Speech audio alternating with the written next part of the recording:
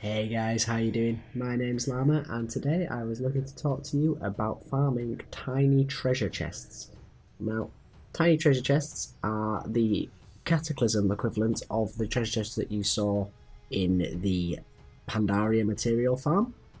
However, these obviously contain the materials from Cataclysm. Now, the materials in question are embersilk cloth, pyrite ore, and the volatiles. There is a few other things in there, but nothing really that we're interested in.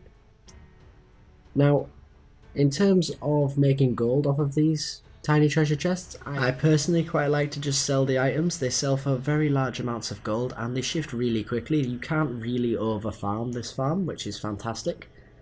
But that being said, if you do want to craft out of these materials, feel free to do so. It will probably increase your profit margins, but it will be, as always, at the cost of the speed of your sales. Now, what we're really hoping for here is the rarer volatiles, because the pyrites and the embersilk cloth are fairly consistent out of these treasure chests, but you also get them accompanied by volatiles, but which volatiles you get can vary quite drastically depending on, it's just RNG luck. But that being said, some of the volatiles do sell for considerably more, so this farm can be a little inconsistent in how much you make, but that being said, I would recommend just trying it out for yourself and seeing how much you can make. Now, on with the farming side of things. So, there are two locations in which I like to farm these tiny treasure chests. There is kind of a third that I will briefly mention, but the two primary ones first. First off, as you can see here, I am farming in the Bastion of Twilight. That is the raid located in the Twilight Highlands. And what I'm doing is I'm entering the instance, killing all of the mobs at the start of the dungeon and looting them and running back out and resetting the dungeon. Now, you can do this 10 times an hour and it took me about 10 minutes. Now, the reason why this is significant is because in order to do this farm, you need a buff. The buff is what forces the tiny treasure chests to drop from these mobs, and the buff is acquired by consuming a potion of treasure finding, which is made with alchemy. Now, the potions of treasure finding can be quite expensive, but they're also reasonably easy to craft, so if you have an alchemist, feel free to make your own. And if you are a potion master, you do have the potential to get procs and make multiple of these items when crafting them for yourself, so do bear that in mind. But the significance of why we care about the timing is that if you use a class that is efficient for doing this farm, you will be able to do it quite a lot of times in the hour. While the hour timer for the dungeons only allows you to do 10 in a run, there is nothing stopping you logging out outside of the instance and returning after an hour is up, because the hour timer that locks you out of instances is in real time in the real world, not time spent on the character. So if you log out, your push of treasure finding will not continue to tick down, and you can then log back in after an hour and do more runs of the dungeon. As you can see, when I'm doing this here on my monk, the monk is pretty efficient. I'm not, but the monk is, and I managed to get my 10 runs done in a little over 10 minutes. At that rate, if I can improve that just a little bit to 10 minutes for the 10 runs, that's 60 runs of the instance I'm going to be able to get in on one potion.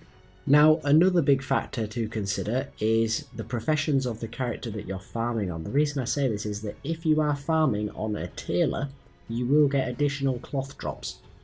Now, the cloth is going to make up a very large proportion of the gold that you make from this farm, but one of the factors you have to consider is what characters you have that have tailoring in order to get this. For example, my tailor is my hunter, and he is not particularly efficient at this farm, not by comparison to the monk. I did consider making my monk a tailor, but that just didn't seem particularly viable, so until I can level up a second monk with tailoring, I'm choosing to go with the monk for efficiency over the extra cloth drops of my hunter. Now, with that said, when we move on to our next farm here, you can see that I am on the hunter, because he's very efficient for farming the next location, which is found in northwest Oldham, at the obelisk of the moon underground, where you will find these mobs that you can see me killing here. Now, these mobs are on a forced respawn, and there is a great many of them, but the forced respawns can be a little tricky to figure out. Now, Which mobs are linked with which can get quite confusing, but if you do go to the location you see me at here, where these two rooms are directly across from each other, if you kill everything in those rooms and the mobs in between the two rooms as you cross from one side to the other, you will force the respawn.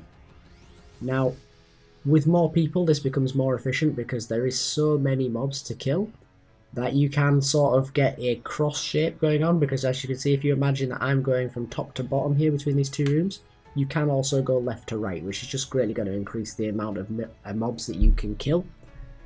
Now, personally, I often find myself doing this farm solo. A lot of people don't like to do it. I think this is because the Bastion of Twilight farm is so good. Now, with really good efficiency, I imagine that you could get this farm to be as good, if not better, than Bastion of Twilight solo, and you certainly can with a group. But a lot of people do prefer to do their gold farming solo, and in terms of viability, it is going to be considerably easier to do Bastion of Twilight than it is to do this farm. That being said, you can do very well in this farm by yourself, as you can see me doing here, and it is also quite nice to at least test before you go and have a look at doing the farm in the Bastion of Twilight, just to see if you can get yourself a group. Quite often when I turn up here, there is already people here. If you can get yourself to be a part of a group that's ongoing, you're definitely going to get higher returns as part of a group than you would doing Bastion of Twilight solo. Now, the final farming spot that I alluded to earlier is also in Ulden. It is just south of the Arcahet Fields, and it is not as poor as I alluded to earlier.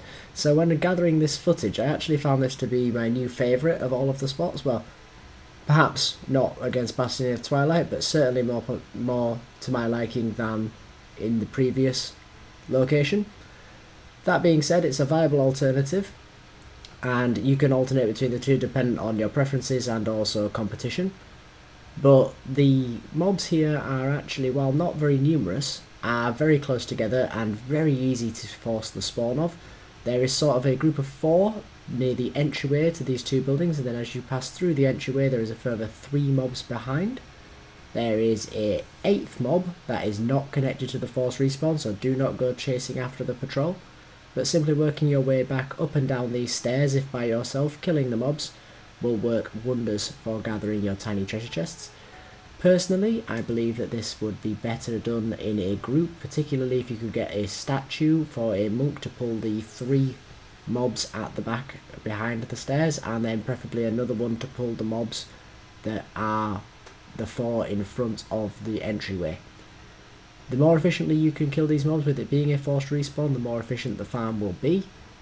And as a result, I found it quite easy to force this respawn consistently, and it might well be the best place to farm the tiny treasure chests.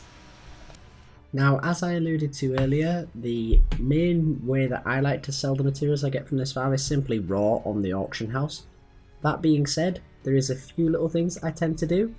First off is I smelt the pyrite ore into pyrite bars, and I also convert the embersilk cloth into bolts of embersilk cloth. On my realm, I find that this tends to be quite good in increasing the profit margins that I make.